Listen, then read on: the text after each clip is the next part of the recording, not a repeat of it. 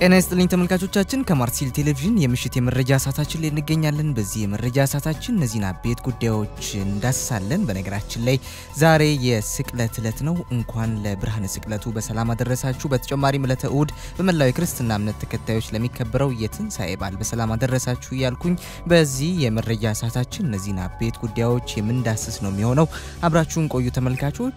ህገወጥና ልማዳዊ የእርድ ድርጊቶች ለኮሮና ቫይረስ መዛመት ምክንያት ሊሆኑ ስለሚችሉ ህብረተሰቡ ከነዚህ አሰራሮች ራሱን እንዲያቅብ የአዲስ አበባ ቄራዎች ድርጅት አሳስቧል። እንግሊዝ በኢትዮጵያ የኮሮና ቫይረስ ስርጭትን ለመከላከል የሚደረገውን ጥረት ለማገዝ የህክምና ቁሳቁስ ልካለች። ፕሬዝዳንት ሳህለወርቅ ዘውዴ ከኢንጂነር ታከለ ኡማ ጋር የትንሳኤ በዓል ስጦታ አበርክተዋል። ሲጋራ የሚያጨሱ ሰዎች በ14 እጥፍ ለኮሮና ቫይረስ ይበልጥ ተጋላጭ ናቸው ተብሏል። በአንድ ጥናት በኩል የታንዛኒያው ፕሬዝዳንት ህዝባቸው ስለ ኮቪድ-19 እንዲጸልዩ ጠይቀዋል። ጀርመን የኮሮና ቫይረስ ወረርሽኝን መቆጣጠሯን ገልጻለች። ያስገራሚ ጉዳይ ነው። ደስም የሚል ጉዳይ ነው። ወደ እናንተ የማደርስ ነው የሚሆነው። ፋሲካና የአውሮፓ ሀገራት አዳዲስ ውሳኔዎች አስተላልፈዋል። እሱንም ወደ እናንተ አደርሳለሁኝ። የዓለማችን ግንባር ቀደም ሳይንቲስቶች በአስቸኳይ ተገናኝተው ስለ ኮሮና ቫይረስ ሊመክሩ እንደሆነም ተሰምቷል። አፍሪካ ቀጣዩዋ የኮቪድ-19 ወረርሽኝ ማዕከል ልትሆን ትችላለች ብሏል የዓለም አቀፉ ጤና ድርጅት። በዚህ ዙሪያ የምንነጋገረው አለ። እውን ኮሮና ቫይረስ ከቻይና የምርምር ቤተ ሙከራ ያመለጠ ይሆን? በልዩ ዘገባ ጥንቅራችን እንመለከተዋለን። የኮቪድ-19 ሀገራዊና ዓለም አቀፋዊ አሁናዊ አዝም ተካቷል። አብራችሁን ቆዩ። ናትናኤል ዳዊት ነኝ። ህገወጥና ልማዳዊ የእርድ ድርጊቶች ለኮሮና ቫይረስ መዛመት ምክንያት ሊሆኑ ስለሚችሉ ህብረተሰቡ ከነዚህ አሰራሮች ራሱን እንዲያቅብ የአዲስ አበባ ቄራዎች ድርጅት አሳሰበ። ድርጅቱ እንስሳት ከመቀበል እስከ እርድ ውጤቶች ማከፋፈል ባለው ሂደት ለወረርሽኙ በማያጋልጥና ጥንቃቄ በተሞላበት መንገድ ለመከወን በቂ ዝግጅት ማድረጉን አስታውቋል። ለዘንድሮ በዓል ከ2500 እስከ 3000 የቀንድ ከብትና ከ4000 እስከ 5000 በግና ፍየል አርዶ ለማቅረብ ዝግጅት ማድረጉን የአዲስ አበባ ቄራዎች ድርጅት ዋና ስራ አስኪያጅ አቶ ሰይድ ኢንድሪስ ተናግረዋል። በዘንድሮ በዓለ ትንሳኤም የኮቪድ-19 ወረርሽኝን ተከትሎ ከወትሮ በተለየ የእርድ ሂደቱን በተሳለጠ መንገድ በመከወን ለደንበኞች ለማድረስ በቂ ዝግጅት ማድረጉን ገልጸዋል። ለአብነትም ከእንስሳት ተሽከርካሪዎችና በእርድ ነባር ልማዳዊ አሰራሮች ማሻሻያዎች ማድረጉን ገልጸዋል። ከዚህ ቀደም ከነበሩት 4 የእርድ ክፍሎች በተጨማሪ በ8 ሰዓት ውስጥ 800 እንስሳትን ማረድ የሚያስችል 5ኛ የእርድ ክፍል ተዘጋጅቷል ነው ያሉት። ህብረተሰቡ አካላዊ ርቀቱን ጠብቆ የእርድ እንስሳት ውጤቶችን እንዲያገኝ ድርጅቱ 4 የአገልግሎት መስጫ መስኮቶችን ማዘጋጀቱን ጠቁመው በሌላ በኩል አገልግሎቱን ከልኳንዳ ነጋዴዎች ሲያገኝ ደረጃውን በጠበቀና አስቸኳይ ጊዜ አዋጁን ባማከለ መንገድ መጠቀም ይኖርበታል ብለዋል። ይህን ባልተከተሉ ልኳንዳ ቤቶች ላይ ከማሸግ እስከ ፈቃድ መንጠቅ እርምጃዎች በአርሶ አደርና በከተማ ግብርና መዋቅር በኩል እርምጃ ይወሰዳል ነው ያሉት። በቅርጫና መሰል ኢመደበኛና ህገወጥ የእርድ ድርጊቶች ከኮሮና ቫይረስ ባሻገር ለሌሎች ተላላፊ በሽታዎች መዛመት እድል የሚፈጥሩ መሆናቸውን ገልጿል። በመሆኑም ህብረተሰቡ በፊት ከነበሩ ልማዳዊ እርድ ድርጊቶች በመታቀም ራሱንና ቤተሰቡን ከኮሮና ቫይረስ እንዲከላከል አሳስበዋል። የእርድ ውጤቶችን በማዘዋወር በሚደረገው ሂደትም ከመገልገያ ቁሳቁሶች አጠቃቀምና ንክኪ ጥንቃቄ ማድረግ ይጠበቃል ብለዋል። የኮሮና ቫይረስ በተከሰተበት በዚህ ወቅት ድርጅቱ ለበዓሉ በተለየ መልኩ ጥንቃቄ ለማድረግ አስፈላጊውን ዝግጅት ስራ ከማጠናቀቅ በተያያዘ የእርድ እንስሳት ወደ ግቢ ሲገቡ ከሌላ እንስሳት ጋር ንክኪ ነፃ እንዲሆኑና ንጽህናቸው እንዲጠበቅ በኬሚካል የማጠብ ተግባራት ይከናወናልም ነው ያሉት። እንስሳቱን የሚያጓጉዙ ተሽከርካሪዎችና የሚቆሙበት ቦታም በኬሚካል ይጸዳል ብለዋል። የእርድ ሰራተኞችም ንጽህናቸውን እንዲጠብቁና ተራርቀው እንዲሰሩ ግንዛቤ ከመፍጠር በተጨማሪ የንጽህና መጠበቂያ ግብዓቶችና አልባሳት መሟላታቸውን ገልጸው እያንዳንዱ የእርድ ሂደት በየክፍሎቹ በተገጠሙ የደህንነት ካሜራዎች ክትትል እንደሚደረግበት ተናግረዋል። ለዚህም ደንበኞች ከደህንነቱ የተጠበቀ አገልግሎት ድርጅታቸው እንደሚያቀርብ በመግለጽ ህብረተሰቡ በድርጅቱ በኩል እንዲገለገል ጥሪ አቅርበዋል። ከ60 ዓመታት በፊት በንጉሳውያን ቤተሰብ በውጭ ሀገር ዜጎችና አዲስ አበባ ማዘጋጃ ቤት ባለድርሻነት በ1.6 ሚሊዮን ብር በአክሲዮን የተቋቋመው የአዲስ አበባ ቄራዎች ድርጅት ከደርግ ዘመን ጀምሮ በመንግስት ባለቤትነት ተይዞ ይገኛል። እንግሊዝ በኢትዮጵያ የኮሮና ቫይረስ ስርጭትን ለመከላከል የሚደረገውን ጥረት ለማገዝ የህክምና ቁሳቁስ ልካለች። እንግሊዝ በኢትዮጵያ የኮሮና ቫይረስ ስርጭትን ለመከላከል የሚደረገውን ጥረት ለማገዝ የሚረዱ የህክምና ቁሳቁሶችን ልካለች። የህክምና ቁሳቁሶቹ ዛሬ አዲስ አበባ የደረሱ ሲሆን የኮቪድ-19 ስርጭትን ለመቆጣጠር እየተደረገ ያለውን ጥረት ለማገዝ ለኢትዮጵያ የህብረተሰብ ጤና ኢንስቲትዩት የሚሰጡ መሆናቸውን ከዩኒሴፍ ኢትዮጵያ ያገኘነው መረጃ ያመለክታል። የህክምና ቁሳቁሶቹ የእንግሊዝ ዓለም አቀፍ የልማት ትብብር ክፍል ባደረገው የገንዘብ ድጋፍ በዩኒሴፍ ኢትዮጵያ አማካኝነት የተገዙ ናቸው። የተደረገው ድጋፍ የህክምና ማስክ፣ የቀዶ ጥገና ጋውኖች፣ የፊት መሸፈኛዎች፣ ሙሉ አካልን የሚሸፍኑ የህክምና አልባሳትና ሌሎች ቁሳቁሶችን ያካተተ ነው።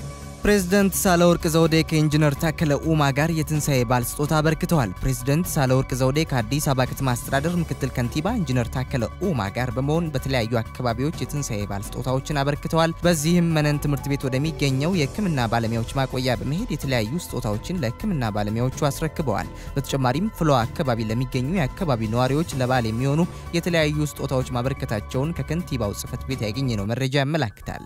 ወቅቱ ትብብርን የሚጠይቅ በመሆኑ ህብረተሰቡ እርስ በርሱ እንዲረዳዳና ያለውን እንዲያካፍል ጥሪ መቅረቡ ይታወቃል። ተመልካቾች የተመለከታችሁ የምትገኙት ከማርሲል ቴሌቪዥን የምሽት የመረጃ ሰዓታችን ነው። ወደ ውጭ መረጃዎች አልፋለሁ። የታንዛኒያው ፕሬዝዳንት ህዝባቸው ስለ ኮቪድ-19 እንዲጸልይ ጠየቁ። የታንዛኒያው ፕሬዝዳንት ጆን ማጉፉሊ የሀገራቸውን ህዝቦች ስለ ኮሮና ቫይረስ ለ3 ቀን ጸሎት እንዲያደርጉ ጠይቀዋል። ፕሬዝዳንቱ ለህዝባቸው ጥሪ ያቀረቡት በትዊተር ገጻቸው በኩል ሲሆን የጸሎት ስነ ስርዓቱ በአብያተ ክርስቲያናት ይካሄድ ወይንም ምዕመናት በያሉበት ይጸልዩ የታወቀ ነገር የለም። ፕሬዝዳንቱ የካቶሊክ እምነት ተከታይ ሲሆኑ በትዊተራቸው ላይ የሀገሬ ህዝቦች በኮሮና ቫይረስ ምክንያት ከአርብ እስከ እሁድ ድረስ ወደ ፈጣሪ ከዚህ ወረርሽኝ እንዲያድነን እንድትጸልዩ ጠይቃለሁ። ሁላችንም በየእምነታችን እንጸልይ ይሰማናል ብለዋል። በታንዛኒያ በሃይማኖት ስፍራዎች መሰባሰብ አልተከለከለም። ነገር ግን የኮሮና ቫይረስ ስርጭትን ለመግታት በሚል ትምህርት ቤቶች ተዘግተዋል። በታንዛኒያ እስከ ዛሬው ዕለት ድረስ 94 ሰዎች በኮቪድ-19 መያዛቸው የተረጋገጠ ሲሆን ከነዚህ መካከል 4 ሰዎች ሲሞቱ 11ዱ ደግሞ አገግመዋል። ጀርመን የኮሮና ቫይረስ ወረርሽኝን መቆጣጠሯን ገለጸች። የጀርመን ጤና ሚኒስትር የንስ ስፓን በአገራቸው በኮሮና ቫይረስ የሚያዙ ሰዎች ቁጥር መቀነስ ማሳየቱን ተከትሎ አገራቸው ወረርሽኙን መቆጣጠሯን ተናገሩ።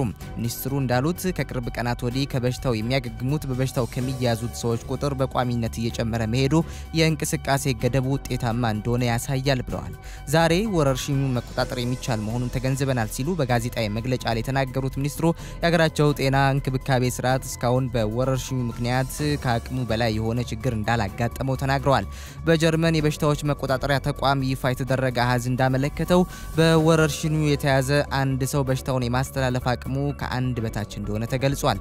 ጀርመን የወረርሽኙን መከሰት ተከትሎ ባካሄደችው ከፍተኛ ምርመራ አድናቆትን ያገኘች ሲሆን በዚህም 138,000 የሚጠጉ ቫይረሱ ያለባቸው ሰዎች ሲገኙ 3868ቱ ደግሞ ህይወታቸው ማለፉን የጆንስ ሆፕኪንስ መረጃ ያመለክታል።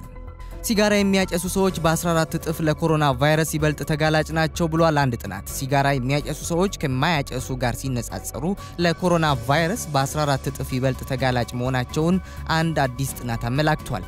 በቱርክ የጸረ ሱሰኝነት ቡድን አባል የሆኑት ፕሮፌሰር ሙካይት ኦዝቱርክ እንደገለጹት ትንባሆና የትንባሆ ውጤቶችን መጠቀም በኮሮና ቫይረስ የመያዝ እድልን ያሰፋል።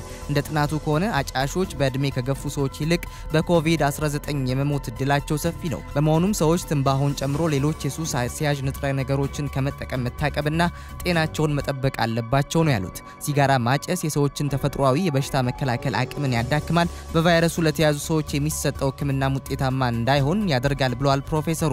የዓለም ጤና ድርጅት ሲጋራ የሚያጨሱ ሰዎች በእጅ ጣቶቻቸው ከንፈሮቻቸውን በተደጋጋሚ ስለሚነኩ ለኮሮና ቫይረስ ይበልጥ ተጋላጭ መሆናቸውን ይናገራል። ማጨስ ሳምባን ጨምሮ የተለያዩ የአካል ክፍሎችን ይጎዳል፣ ለኮቪድ-19 ተጋላጭነትን ይጨምራል። ጤናን ከወረርሽኙ ለመጠበቅ ማጨስን ማቆም አስፈላጊ መሆኑን ድርጅቱ ያሳስባል። የአልጀዚራ ነው ዘገባው። ፋሲካና የአውሮፓ ሀገራት አዳዲስ ውሳኔዎች እንመልከት። ቡልጋሪያ ፋሲካን በማስታከክ የሚጨምረውን የዜጎች እንቅስቃሴ ለመገደብ ከትናንት እኩለ ሌሊት ጀምሮ በመዲናዋ ሶፊያ እንቅስቃሴ እንዲቆም ተወስኗል። ግሪክ ዜጎች ለፋሲካ ወደ ቤተ ክርስቲያንና ወዳጅ ዘመድ ጥየቃ እንዳይሄዱ ለመከላከል ወደ 10,000 የሚደርሱ ፖሊሶች ተሰማርተዋል።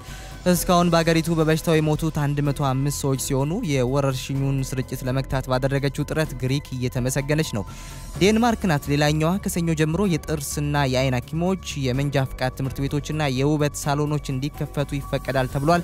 ከሌሎች የአውሮፓ ሀገራት አንጻር የእንቅስቃሴ እገዳውን ፈጥና ያላላችው ዴንማርክ ናት። ሌላኛዋ ስዊድን ናት። ስዊድን አሁን ድረስ ካፌና ሬስቶራንቶች አልተዘጉም። እንደ ሌሎች የአውሮፓ ሀገራት የዜጎችን እንቅስቃሴ እንደማይገታም መንግስት አስታውቋል። ቤልጂየም ባለፉት 24 ሰዓታት 313 ሰዎች ሞተዋል። ይህም የሟቾችን ቁጥር 5163 አድርሶታል። ከሞቱት ሰዎች ግማሹ በአረጋውያን ማቆያ የነበሩ ናቸው። ሩሲያ 4000 1070 አዲስ በቫይረሱ የተያዙ ሰዎችና 41 ሞት ተመዝግቧል። ፕሬዝዳንት ቭላዲሚር ፑቲን የሁለተኛው የዓለም ጦርነት መገባደድን ለመዘከር የተዘጋጀ ትዕይንትን አግደዋል። የዓለማችን ግንባር ቀደም ሳይንቲስቶች በአስቸኳይ ተገናኝተው ሊመክሩ ነው። ከፍተኛ የተመራማሪዎች ጉባኤ በአስቸኳይ ተሰብስቦ የኮሮና ቫይረስ ወረርሽኝ በሚያበቃበት መንገድ ላይ ሊመክር ነው። ይህ የባለሙያዎች ጉባኤ ያሉትን ሳይንሳዊ አማራጮች እስካሁን ድረስ ከተለያዩ ሀገራት የተገኙ ልምዶችን በመመልከት አሁን ሀገራት የጣሉት የእንቅስቃሴ ገደብ በምን መልኩ ቀለል ሊል እንደሚችል ምክር ይሰጣል ተብሎ ይጠበቃል። ይህ በአይነቱ ልዩ የሆነ ፍተሻ በአይነቱ ልዩ ለሆነ ቀውስ የታለመ ነውም ተብሏል።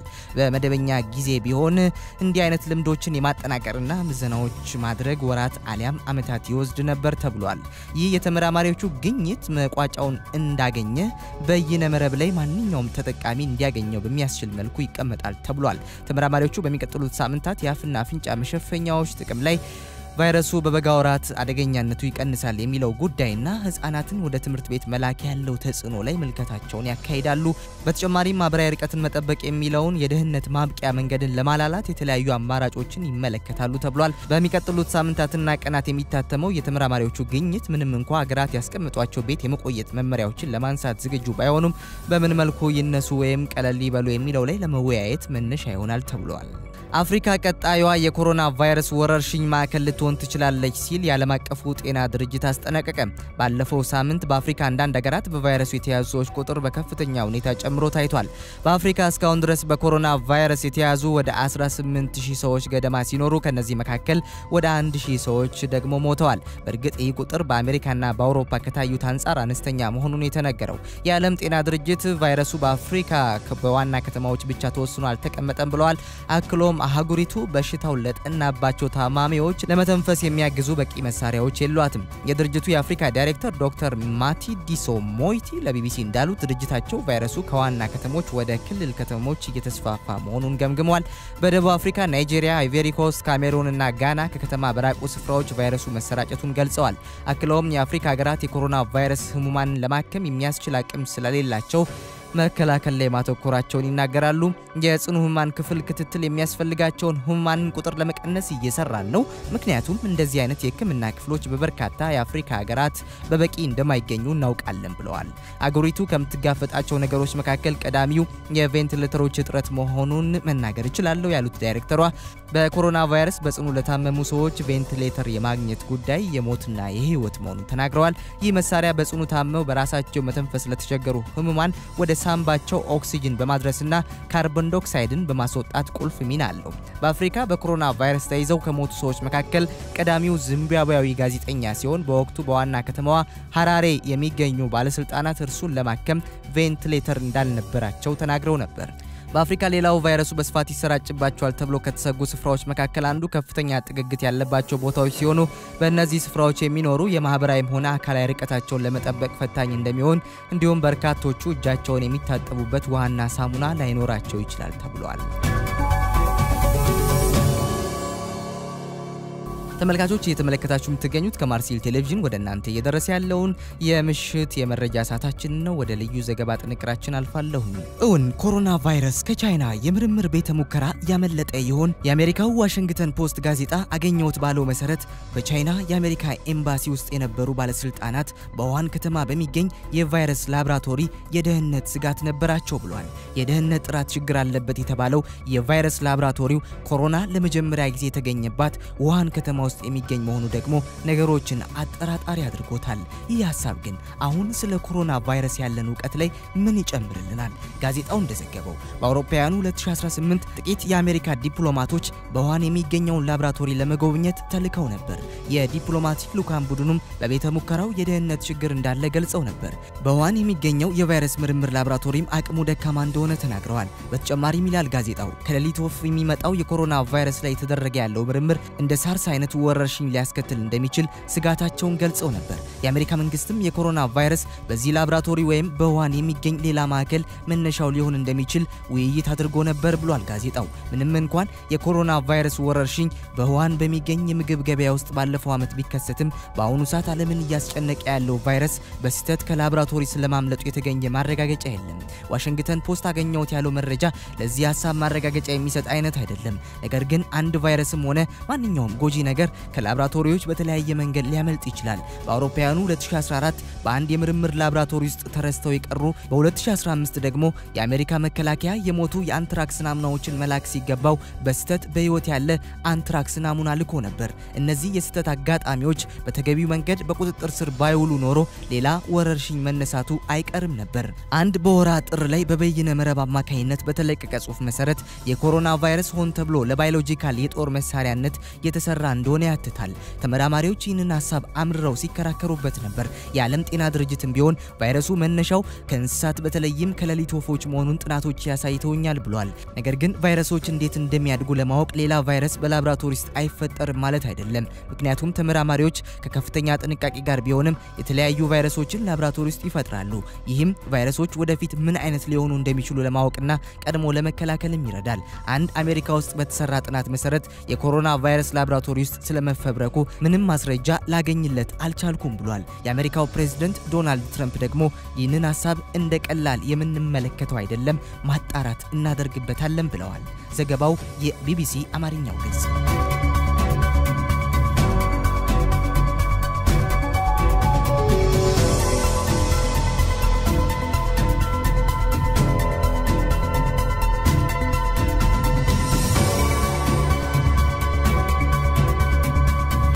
ተመልካቾች ከማርሴል ቴሌቪዥን የምሽት የመረጃ ሰዓታችን የተከታተላችሁትን ይመስላል። ስለተከታተላችሁን እጅግ አድርጌ አመሰግናለሁ። እግዚአብሔር ሀገራችንና ዓለማችንን ከኮሮና ቫይረስ ይጠብቅ። መልካም የስቅለትና የትንሣኤ በዓል እንዲሆንላችሁ እመኛለሁኝ። ናትናኤል ዳዊት ነበርኩኝ። ብዙ ሰላም ተመኘሁ።